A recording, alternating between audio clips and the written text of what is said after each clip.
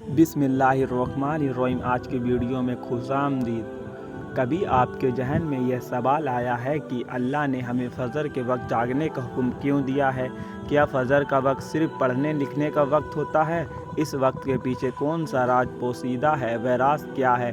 اس راز کو جاننے کے لیے ضروری ہے کہ ہم پہلے نماز کے بارے میں جانیں، جو ہم پر دن میں 5 مرتبہ فرض کی گئی ہے، اور یہ 5 نماز کس طرح فرض ہوئی، اس کے پیچھے بھی ایک شاندار وجہ ہے جس کا مظاہرہ سفر معراج میں اس وقت ہوا جب حضرت محمد صلی اللہ علیہ وسلم اللہ سے ملاقات کے لیے وقت کے انتہائی مختصر حصے میں 7ویں آسمان سے بھی آگے تشریف لے گئے تھے۔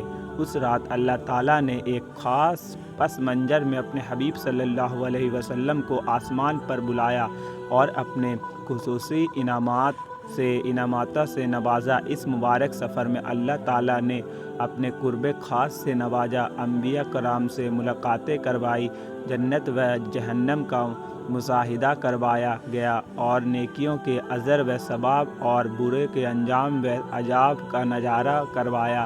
اس عظیم سفر میں بہت سے انعامات سے نوازا گیا، جن میں ایک خاص انعام امت کے لیے نماز کا تحفہ بھی ہے، اور قیامت تک کے لیے انسانوں کو اپنے معبود اور خالق سے قریب کرنے کا عظیم تحفہ اور عبادت یعنی نماز اسی سفر میں عطا کی گئی۔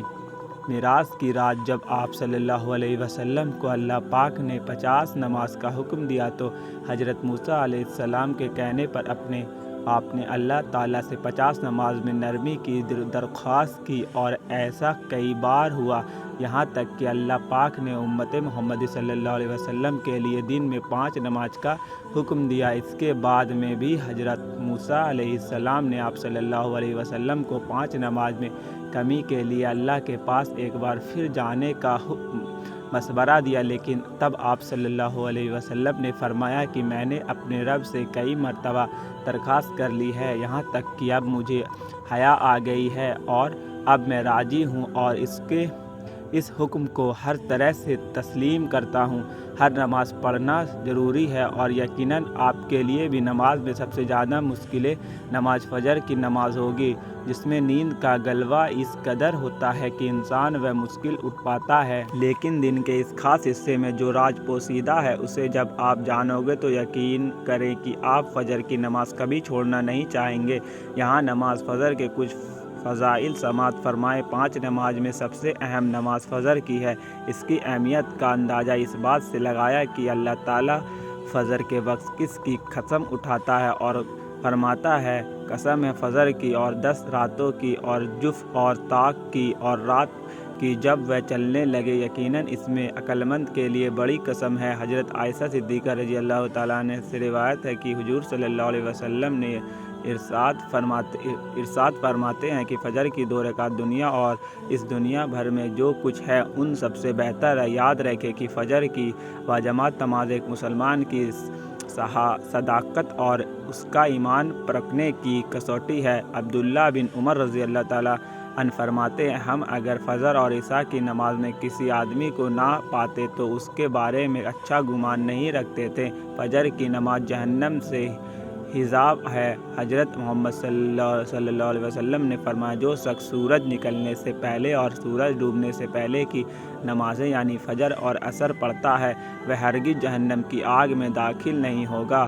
فجر کی نماز جنت کی ضمان ہے۔ رسول اللہ صلی اللہ علیہ وسلم نے ارشاد فرمایا، جو شخص 2 ٹھنڈی نماز یعنی فجر اور عصر پابندی سے پڑھتا ہے وہ جنت میں داخل ہوگا۔ فجر کی نماز نہ پڑھنے پر حضرت عبداللہ رضی اللہ تعالیٰ عنہ سے روایت ہے کہ نبی کریم صلی اللہ علیہ وسلم کے سامنے ایسے شخص کا تذکرہ کیا گیا جو صبح ہونے تک سوتا رہتا یعنی فجر کی نماز ادا نہیں کرتا، تو آپ صلی اللہ علیہ وسلم نے ارشاد فرمایا، ایسے شخص کے کانوں میں شیطان پیشاب کرتا ہے۔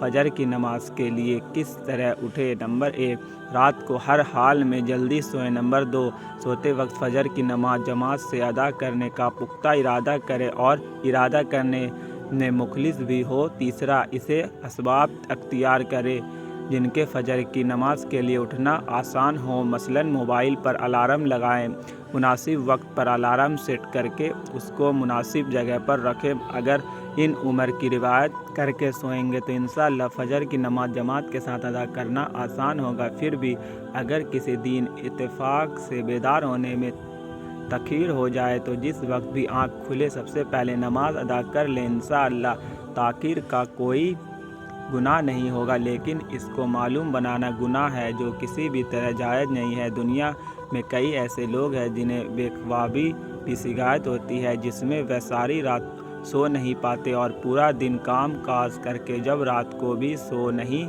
سکتے تب کئی طرح کی دماغی اور جسمانی بیماریاں جنم لیتی ہے، اور اس بیماری کا شکار آج ہر دوسرا تیسرا شخص ہو رہا ہے، جس کی بڑی وجہ اللہ کے احکامات کو پیچھے چھوڑ کر دنیا کی رنگینیوں کے پیچھے بھاگنا ہے۔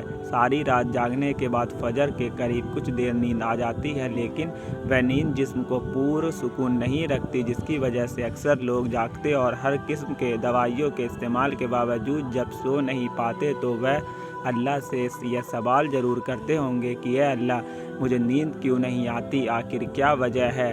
بہت کم لوگ ہوتے ہیں جو اس کیفیت میں اپنے اندر پیدا ہونے والی اس آواز کو سن پاتے ہیں جس میں ان سے کہا جاتا ہے کہ بستر سے نکلو، نماز پڑھو، اللہ کا ذکر کرو، اور یقین کرو جو لوگ اس آواز کو سن پاتے ہیں اور اس پر عمل کرتے ہیں انہیں یا حیات کبھی بھی بے خوابی کی شکایت نہیں ہوگی۔ حدیث میں ہے، آپ صلی اللہ علیہ وسلم فرمایا ہے کہ رات اور دن میں فرشتوں کی ڈیوٹی بدلتی رہتی ہے، اور فجر اور عصر کی نماز میں ڈیوٹی پر آنے والے اور رخصت پانے والوں کا اجتماع ہوتا ہے۔ پھر تمہارے پاس رہنے والے فرشتے جب اوپر چڑھتے ہیں تو اللہ تعالیٰ پوچھتا ہے، حالانکہ وہ بہت زیادہ اپنے بندوں کے بارے میں جانتا ہے، کہ میرے بندوں کو تم نے کس حال میں چھوڑا؟ تو وہ جواب دیتا ہے کہ ہم نے جب ان کے چھوڑا تو وہ فجر کی نماز پڑھ رہے تھے، اور جب ہم ان کے پاس گئے تب بھی وہ عصر کی نماز پڑھ رہے تھے۔ فجر اور عصر کی نماز کے اوقات میں سونے سے منع کرنے کے پیچھے بھی ایک بڑی وجہ ہے، اور وہ یہ ہے کہ سائنس کہتی ہے کہ صبح سورج طلوع ہوتے وقت اور شام کو غروب ہونے سے پہلے سونا نہیں چاہیے، کیونکہ صبح کے وقت زمین پر آکسیجن مقدار زیادہ ہوتی ہے، جس وقت ماحول تازہ ہوتا ہے، اور یہ آکسیجن آپ کو دن بھر فٹ رکھنے کے لیے نہایت ضروری ہوتی ہے۔ جو اس وقت سو جاتا ہے تو وہ اس تازہ آکسیجن سے محروم رہ جاتا ہے، اور عصر کے وقت زمین پر آکسیجن کی کمی ہو جاتی ہے، تو اگر کوئی سو جاتا ہے تو اس کو آکسیجن کی فراہم کم ہوتی ہے، جس کی وجہ سے جب وہ جاگتا ہے تو اس کو سر میں درد اور طبیعت بے چینی ہو جاتی ہے، اور یہ بڑی وجہ ہے کہ دین اسلام ان دونوں اوقات میں سونے سے منع فرمایا گیا ہے۔ نماز فجر کے بعد ایسے بے شمار فضائل اور بھی ہیں جن کو ہم نہیں جان سکتے، اگر انسان ان کو جان لے تو کبھی کوتاہی نہ کرے۔ رسول اکرم صلی اللہ علیہ وسلم کا فرمان ہے، اگر وہ لوگ عشاء اور فجر کی فضیلت کے بارے میں جان لے تو وہ ضرور نماز میں حاضر ہوں گے، چاہے ان کو خود کو گھسیٹتے ہوئے ہی کیوں نہ آنا پڑے۔ اب آپ خود اندازہ کیجئے کہ ایک طرف ان دونوں نماز کی کتنی فضیلت و اہمیت ہے، اور دوسری طرف ان کی ادائیگی میں کتنی سستی اور لاپرواہی برتی جا رہی ہے۔ اللہ تعالی ہم سب کو 5 وقت کی نماز قائم کرنے کی توفیق عطا فرمائے، آمین ثم آمین۔ کیا پتہ کس کی آمین قبول ہو جائے، آمین کمنٹ باکس میں ضرور لکھیں۔ تو پیارے دوستو، آج کی ویڈیو آپ کو ضرور پسند آئی ہوگی۔ ایسی اور ویڈیو دیکھنے کے لیے ہمارے چینل اسلامک معلومات چینل کو سبسکرائب کر دیں، اور ساتھ میں لگے گئے بیل آئیکن کو لازمی دبا دیں، تاکہ ہماری آنے والی ہر نئی ویڈیو سب سے پہلے آپ تک پہنچے، اور بیل آئیکن دبا دیں تاکہ نوٹیفیکیشن آپ تک پہنچے اور آپ میری ویڈیو کو آسانی سے دیکھ سکیں۔ اور آپ اگر فیس بک پہ دیکھ رہے ہیں تو ہمیں فالو کرنا نہ بھولیں۔ تب تک کے لیے السلام علیکم۔